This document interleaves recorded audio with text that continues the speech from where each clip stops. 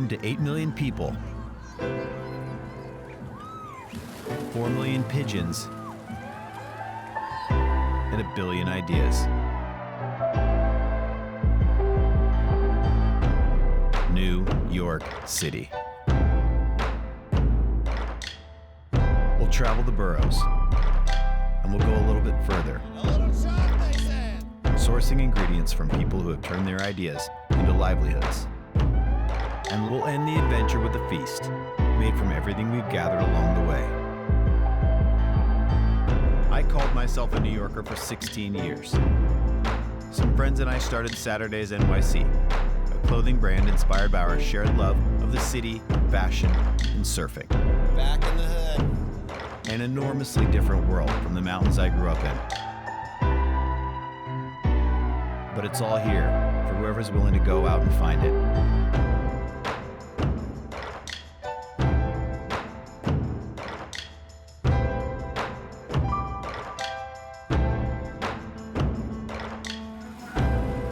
This is Dirt, New York City.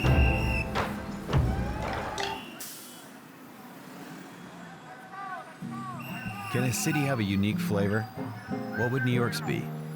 We are going to grab ingredients from each borough to find out. Wall Street, Warhol, Wild Style. It all happened in Manhattan. Our first stop is with the true local honey hustler. Hello. Hey, Andrew. How are you? Josh. Josh, nice to see you. Nice to meet you. Andrew's taught beekeeping in Ecuador, Uganda, and Iraq. Guy's also a jiu-jitsu master. So the honey from Woodlawn, the honey from Grand Street between Pitt and Clinton. The honey from... Each one of these jars comes from its own beehive around the city. But, you know, this is where we will be visiting today. Oh, we gotta get that. So you might want to get that one.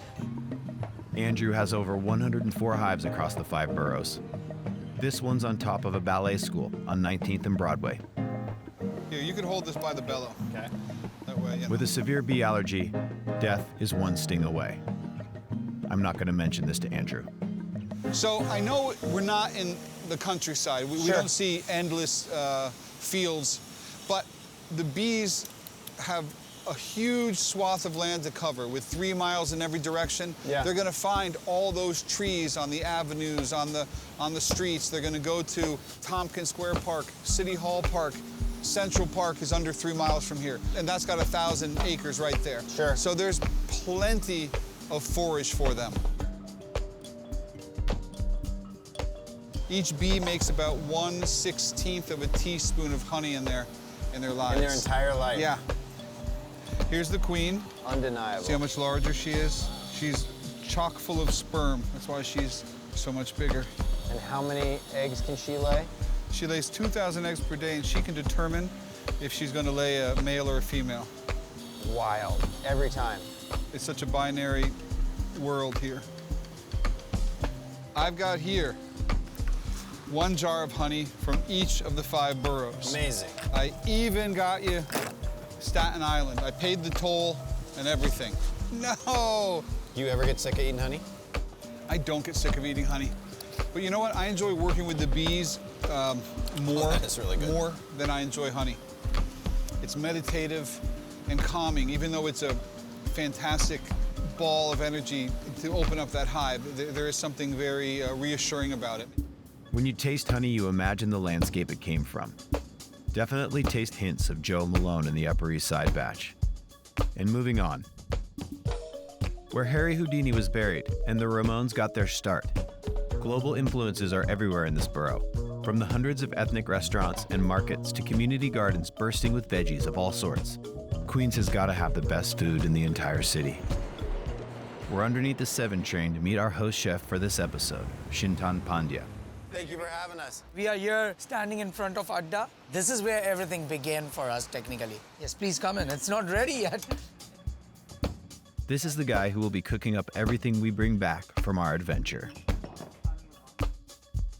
Chintan is reinventing what Indian food means in America by bringing classic Indian home-cooked recipes to the table. And I think a lot of dishes that we cook here don't fit in a conventional restaurant setting. This is that home rustic cooking which you might not find it in restaurant. It's a luxury for somebody, but for someone, it is very basic stuff. You cook certain things when certain guests are coming home and premium things. So this is that cooking. Although raised a strict vegetarian, my dude loves cooking with meat of every kind. So one of our restaurants has goat brains on the menu. Sure. The other one has the kidney and testicle. Oh, wow, look at that. That's the kidneys. Oh, beautiful. Third one has the intestines. So we use a lot of these things in different ways. Since arriving in New York in 2017, he's opened 5 critically acclaimed restaurants. Each of his restaurants focuses on a different regional cuisine. And Sema was the first Indian restaurant in the country to earn a Michelin star. It's just the stock from the curry that we made, and I'm just gonna slow poach the brains inside it. When I put goat brains on the menu in this restaurant, everybody was laughing, like my team was laughing. They said, nobody's gonna eat it. And I said, it's okay. If nobody eats it, we can remove it out of the menu after 2 months, but let's try it.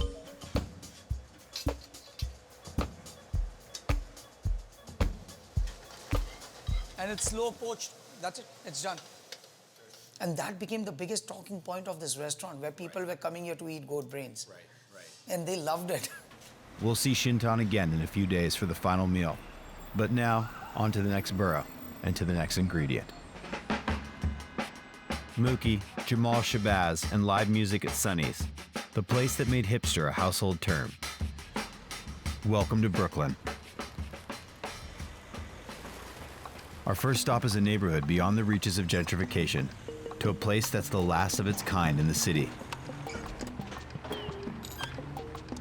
So basically, the business model has not changed. Okay. We still fill old-fashioned siphon seltzer bottles, and we deliver them to homes like they did in the old days. Amazing. Like Okay. just like the milkman came to your house and they delivered a case of 10 bottles. We do the same thing. Leaving them outside. These bottles, if you could see at the bottom, Yeah. made in Czechoslovakia, these are hand-blown glass bottles. Get out. It's a lost art. Nobody does it anymore. 100-year-old bottles, handmade wooden crates, and antique siphon filling machines. Things haven't changed much around here since Alex's granddad started bottling in 1953. This is some real Willy Wonka. This is Yeah, like, this is Willy Wonka. So this is a very old machine, early 1900s. Barnett and Foster, made in London. You can go right in there. So that's it.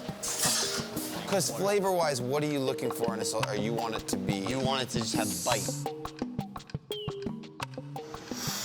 I mean, they go pretty far. I mean, I got some distance. What happened? I don't know. I just exploded. I turned. I had nothing to do with that. That's the way to do it, right there. Breweries have existed in this warehouse district since the 19th century, fueled by a large German population missing their Pilsners from home. The tradition is still alive, but being reinvented a bit. All right, welcome. Cool. Do we just dance for a little bit? What happens first? Well, this is actually a symbol of sake brewery in Japan, not okay. the disco ball portion. Oh, okay. Yeah, The little. little roof with a cedar ball. So ball made with the cedar leaves. Sure. Yeah, so usually that's green when it's made, and then over the course of the brewing period, Yeah. it becomes brown. So that, they renew this every year. Oh, cool. Well, we don't have a cedar here. Well, what else we can hang? Typical sake is made to pair with like whitefish sashimi. Sure. Right. Sure. Well, how often do you eat whitefish sashimi in Bushwick? Right. Right. What else? We eat, pizza with garlic and spiced honey. Heavier flavors. Yeah. So that's why we try to make our sake a bit bolder, noisier. Yeah. In a way that, in typical like American people are bolder Bolder and noisier, noisy. right? We call sake as beer, although, people know sake as a rice wine, right? But from the production perspective, it's more beer than wine. Polished short grain rice is steamed, then cooled to the perfect temperature. Then it's brought to a tiny incubator room, and a special mold called koji is sprinkled on top and mixed into the rice to convert the starch into sugar.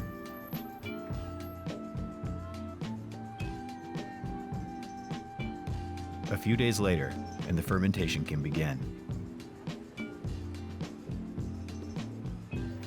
By mixing this sweet koji rice with water, more rice, and yeast, the sugars begin transforming into alcohol.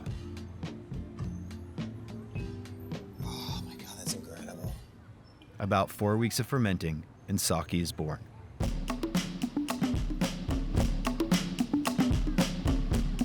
A 100 years ago, this was all farmland. Now, it's the Bronx. Welcome to the Bronx. Journey was born in the Congo and now lives around the block from here. Her curiosity has guided her to the green nooks and crannies of her neighborhood, which are more frequent than people realize.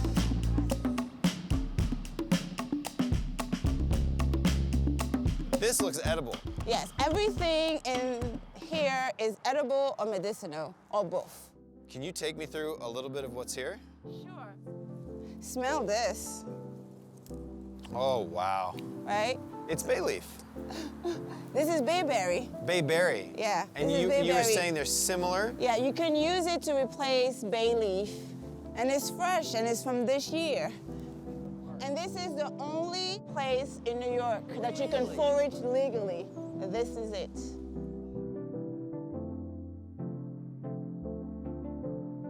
Journey has made it her life's work to educate the community on how to use these spaces as a source of food and medicine. Can be like quinoa. Can be eaten like. So our thing is, if this works out really well, then we're pushing it And spread so it. that it spreads to other community and other spaces. You know, it only makes sense. Think in the spring, right? What do we love in the spring? The beautiful flowers of the trees, and a lot of that comes from fruiting trees. Right. So we have a lot of crab apples, we have a lot of hawthorn. We've collected our bounty from the boroughs. Now, it's time to hit the Parkway. Third rail. But first, a classic New York City rib dip. Here we go, underfoot cliff.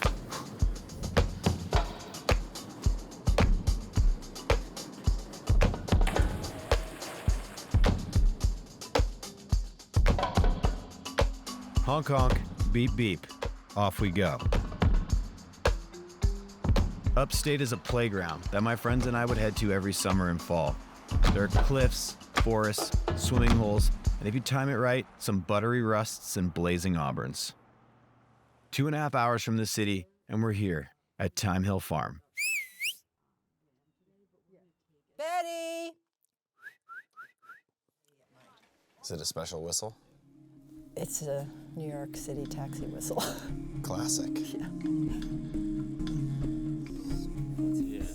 And you know, the sheep walk on it, yeah, and it's an antiseptic and an antifungal. So they don't get hoof rot, which is a big deal for sheep, because they're walking on time and they're eating it. Hello, guys. Hey. Hi. Josh. Norberto. You raise them, I raise them. you cook them. Yes. Okay. First, so if you want to take this. Yeah, sure. Raised on wild thyme, these sheep are known for their flavor and are only sold to a handful of select chefs. Norberto is one of these chefs. He's cooking for the crew tonight, but we'll save the innards for Chintan. Norberto is a pioneer of open fire cooking in New York and trained under Francis Mallman. His techniques are primal: found wood, whole animals, fire.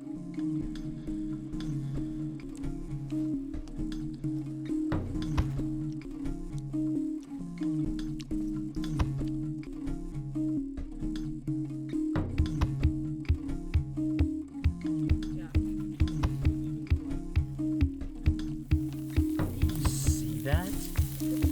Oh my God.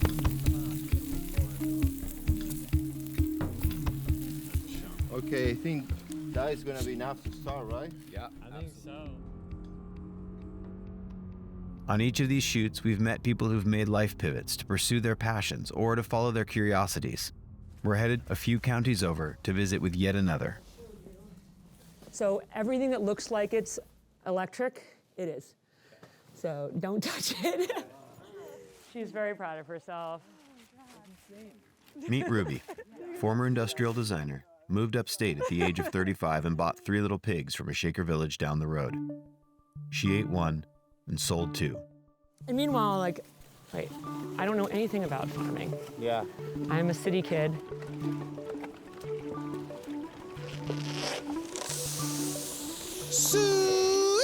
I say, beep, beep, beep, beep, beep, beep, beep, beep, beep, beep, beep, beep. That's like the Jewish call for pork in the woods. So I just went to the library and I was like, I'm gonna learn everything I know about pigs, this and that. And so in one book, which I wish I knew what it was, there was one sentence and it just said, the relationship of pigs that drink the whey from the making of the Parmesan cheese and prosciutto di Parma are connected. And that is what makes the prosciutto, you know, what it is, because those pigs drink the whey. And I was like, oh, well, that's cool, like food supplement. Is there any way I can get any whey around here? Yeah.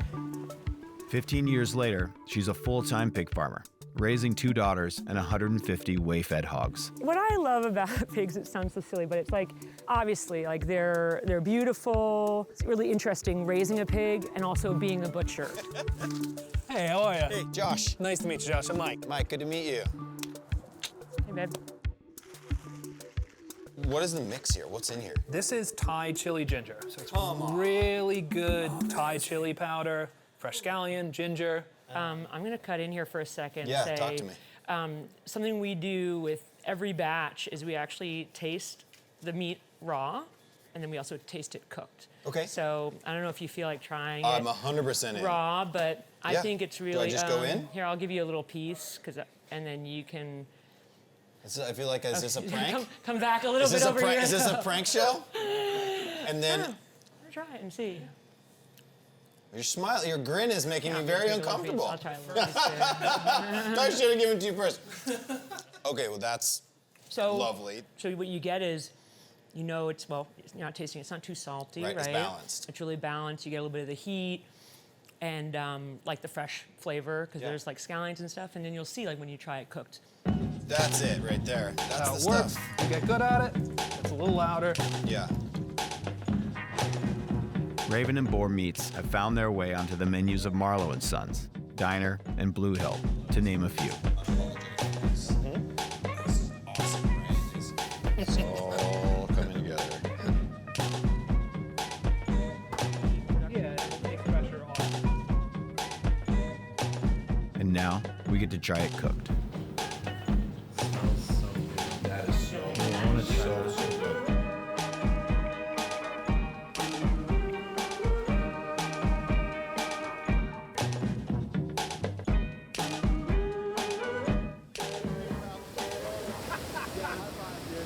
Nice job.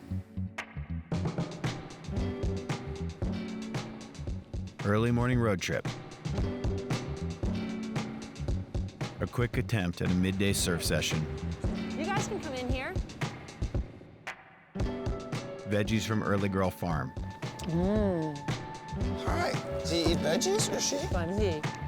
Oh, you beauty. You're a true farm dog. It takes my breath away. Oh my God. I love vegetables, you guys. We made it to Long Island. This is the Bowery. This is the Bowery of Montauk? This is the Bowery. What makes So- what makes the Montauk Bowery the Montauk Bowery? All right, so you got the dumpster. Yeah, you gotta have a dumpster. All right, you got a dumpster, right? You got trash. All right, so like myself, what I would do, Yeah. because the dumpsters, I would take this. And I would go, all right, so I'm not gonna do the 5-cent deposit, but I'm gonna clean it up and throw it in here. Good for you. And then yeah. what I'm gonna do is I'm gonna jump in the dumpster, and I'm gonna go like this. Hey, by the way, this is a blackfish. Here's a blackfish. Here's a blackfish. I usually put gloves on. Yeah. So I'm gonna you're put getting these. this is bait. This is bait, so I'm recycling.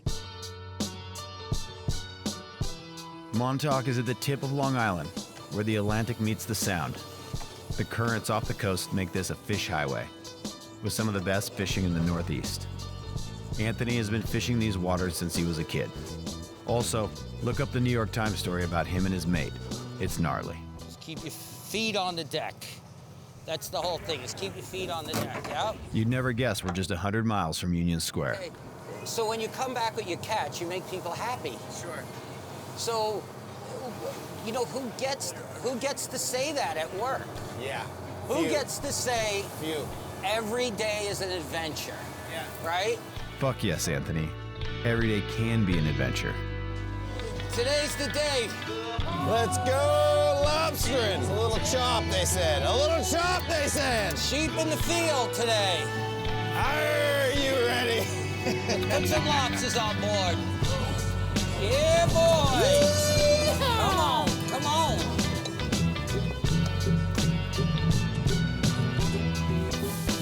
All right, Josh, you ready for the next one's coming up? Sir. Come on, you don't have no downtime here. You better start banding. You're falling behind. You're falling behind. Up. You want to see my pet octopus? The name keeps getting changed based off of who holds it. So we don't want to give it a permanent name because we're going to let it go. They are slimy, by the way. Montauk provides. A few more things to get before we call it a day.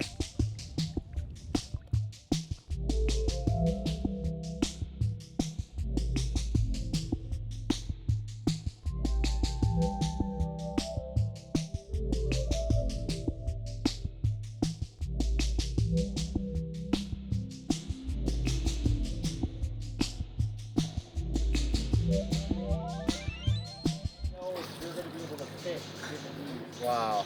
What kind of fish you got there? Blackfish.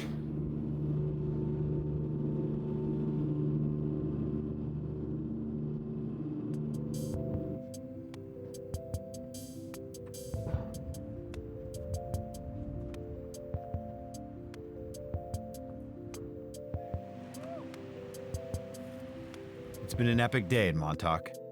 After a journey like this, we can't just stare at a bucket full of lobsters and not dig into a few. Some beers, and one last bonfire with some old friends. Tomorrow we're headed back to Chintan, but tonight is for the crew.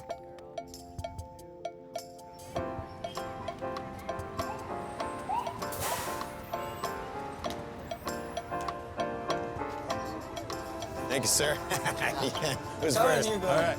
The best part about this is there are no rules. No rules. There's no recipe, nothing. So I'm gonna actually just cook the way I want it. Chintan's approach to life and food is refreshingly unprecious.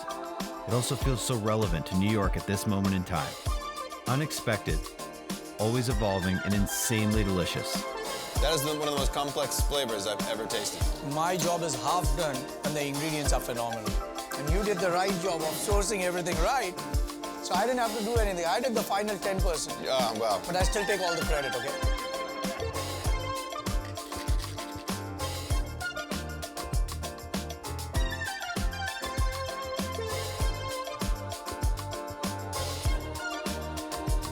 Essence of Tompkins Square.